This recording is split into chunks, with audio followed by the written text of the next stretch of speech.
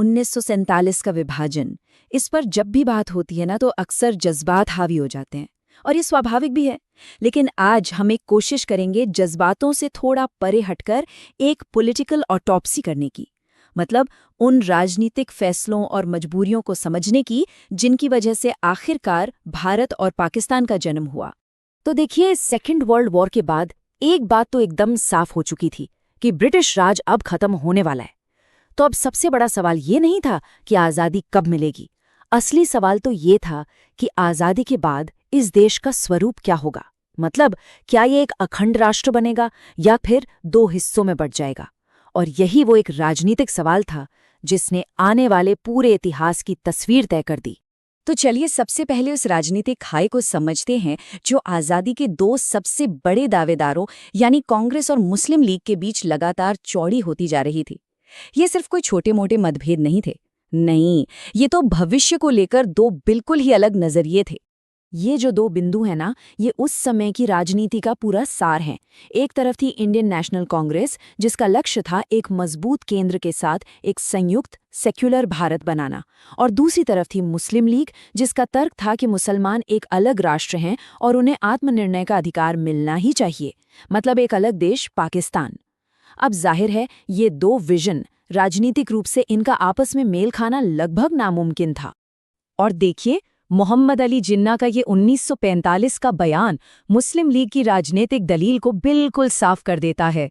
उनके लिए एक संयुक्त भारत का मतलब क्या था? उनके लिए इसका मतलब था बहुसंख्यक हिंदुओं का शासन, जिसे उन्होंने हिंदू राज कहा, और उन्हें डर था कि इस राज में मुसलमानों के राजनीतिक और सांस्कृतिक अधिकार सुरक्षित नहीं रहेंगे। और यही डर पाकिस्तान की मांग का सबसे मजबूत आधार बना। दिलचस्प बात यह है कि इस मांग को एक तरह की राजनीतिक मान्यता भी मिल गई। ये तब हुआ जब 1942 में ब्रिटिश सरकार का क्रिप्स मिशन आया। इस मिशन ने एक ऐसा प्रस्ताव रखा जिसने सब कुछ बदल दिया। उन्होंने कहा कि भारत के जो प्रांत चाहें वो भविष्य में बनने वाले भारतीय संघ से अलग हो सकते हैं। बस इसी एक प्रस्ताव ने विभाजन के आइडिया को बहस के बिल्कुल सेंटर में ला खड़ा किया। तो अब हम कहानी में उस मोड़ पर आते हैं जहां से शायद वापसी नामुमकिन हो गई थी। हम बात कर रहे हैं साल 1946 की। ये वो साल था जब बातचीत की सारी उम्मीदें टूट गईं और राजनीतिक असहमति ने एक बेहद हिंसक रूप ले लिया। और देखिए, हालात कितनी तेजी से बिगड़े। मई 1946 में कैबिनेट मिशन आया। ये भारत को एक ढीले ढाले संघ के तौर पर एकजुट रखने की आखिरी बड़ी राजनीतिक कोशिश थी, लेकिन वो नाकाम रही। और इस नाकामी का नतीजा बहुत भयानक निकला। अगस्त में मुस्लिम लीग ने अपनी मांग मनवाने के लिए डायरेक्ट एक्शन का ऐलान कर दिया, जिसके बाद कलकत्ता में ऐसे दंगे हुए कि पूरा देश हिल गया और ये हिंसा फैलती चली गई।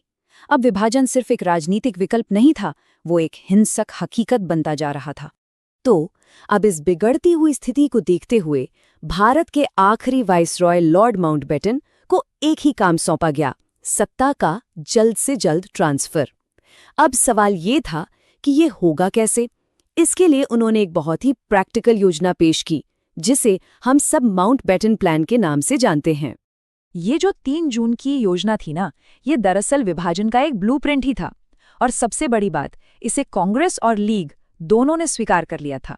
इसमें साफ साफ कहा गया, पहला, ब्रिटिश भारत को भारत और पाकिस्तान इन दो डोमिनियन में बांटा जाएगा।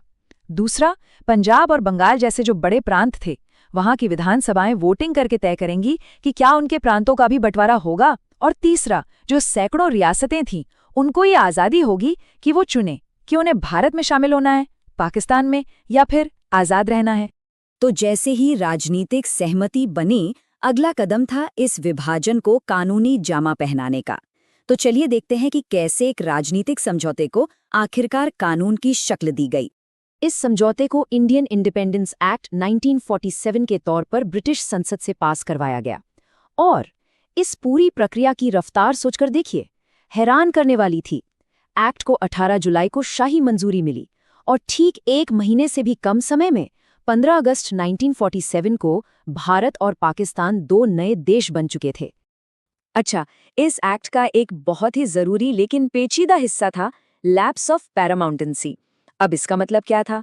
इसका सीधा सा मतलब था कि ब्रिटिश क्राउन और भारत की जो 500 से ज्यादा रियासतें थी, उनके बीच हुई सारी संधियां एक ही झटके में खत्म।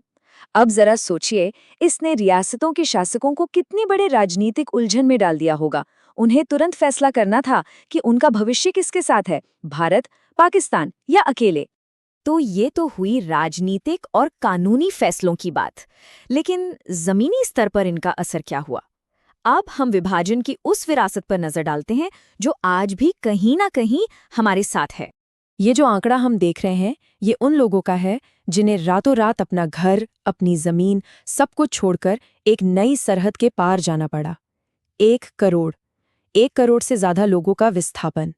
ये मानव इतिहास के सबसे बड़े विस्थापनों में से एक था।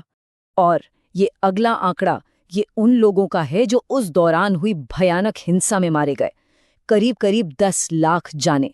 लेकिन हमें याद रखना होगा, ये सिर्फ आंकड़े नहीं हैं, ये उन राजनीतिक फैसलों का मानवीय परिणाम थे। और आखिर में सर स्टैफर्ड क्रिप्स का ये बयान हमें सोचने पर मजबूर करता है।